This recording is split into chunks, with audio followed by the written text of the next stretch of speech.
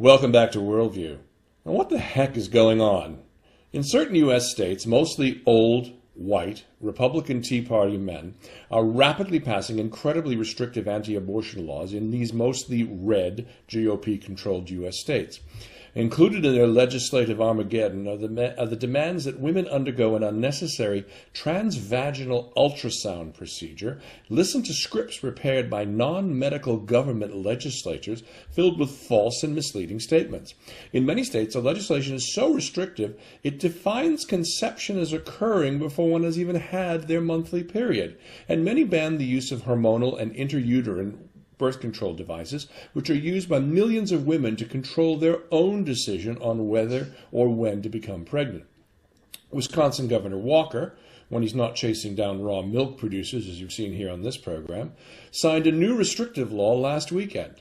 Texas just endured a 13-hour filibuster by State Senator Wendy Davis to try and stop or slow their initiative to ban abortions at 20 weeks.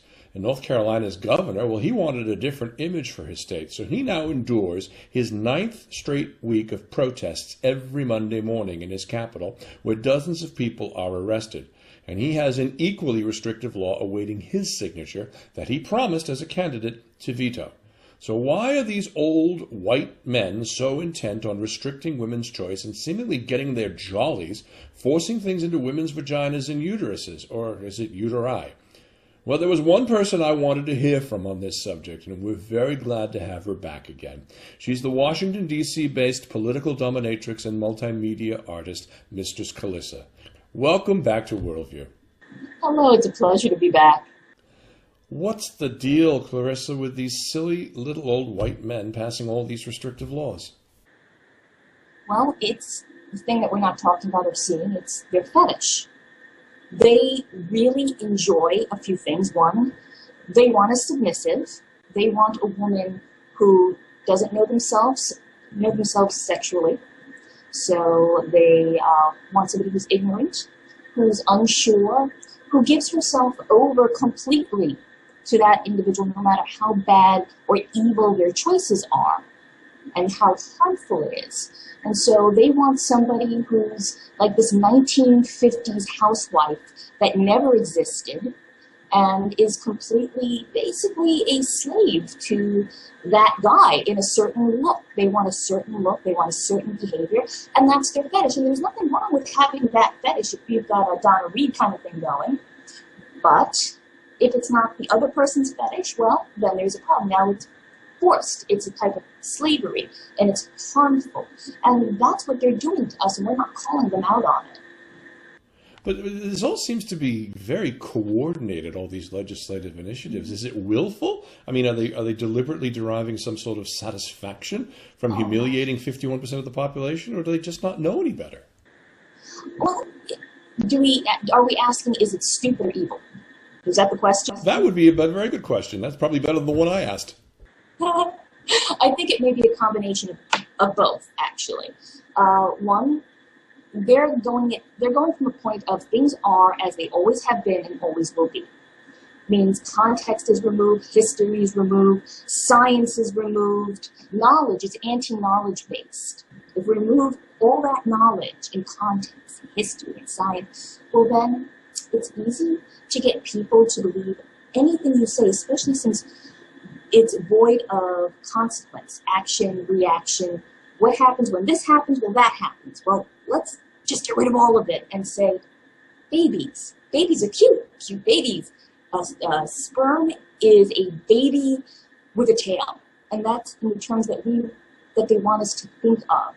So they are making stupid sexy. You get a lot of, hey, isn't she great? Look at the women who are championing this. They don't realize their own rights are being stripped away. But on the other hand, you need the face of a woman to sell something so incredibly harmful. So it's a combination of stupid and evil. So this is a pro-rape. They're basically pro-rape consortium. We're talking with Mistress Clarissa here on Worldview with Dennis Campbell. Now, you you've said some very interesting things back there, and, I'm trying to get my arms around this invasive procedure. I mean, I've actually seen one of those ultrasound handheld units, and they look absolutely terrifying. So I can't imagine having to take such a deeply personal decision to terminate a pregnancy and then being forced to hear some government script, watch a movie, even have a physician deliberately lie. And they can do that legally. Why? Because you have to lie. You have to lie. We're reacting to something that's harmful to us. Women are, the 51% of the population, we're going, oh my God, we've been here before, this is harmful. So in order to get us to go along with it, to coerce, you have to force. And that's what it's really about. It's forcing us to do, it's a type of slavery. And I know about slavery. It's a forced harm for their benefit, whether they want to be able to rape or they love the idea of stuffing something in our girly bits. I'm trying to use the sweetest language possible. I mean, look at their pro-rape tactics. The thing that they're putting inside of us. Basically, this is kind of without consent. It's, you have to do this in order to get this procedure that we've also made almost impossible to get at this point.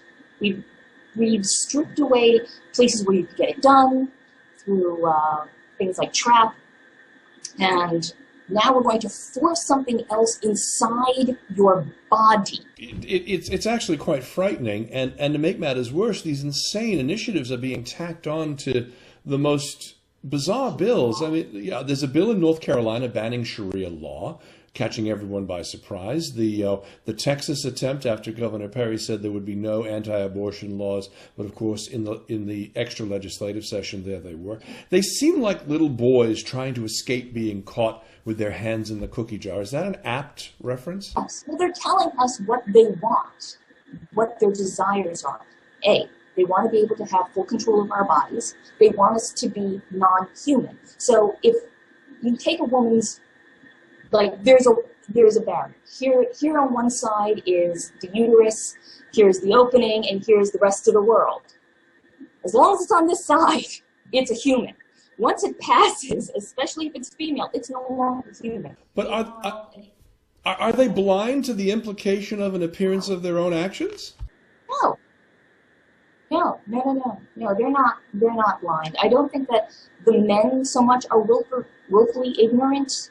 I think it's their fetish. They want this to happen. They're upset that they have to give away some of their, I don't want to say it's rights, because they're not rights. It's the thing, their ability to have special privileges.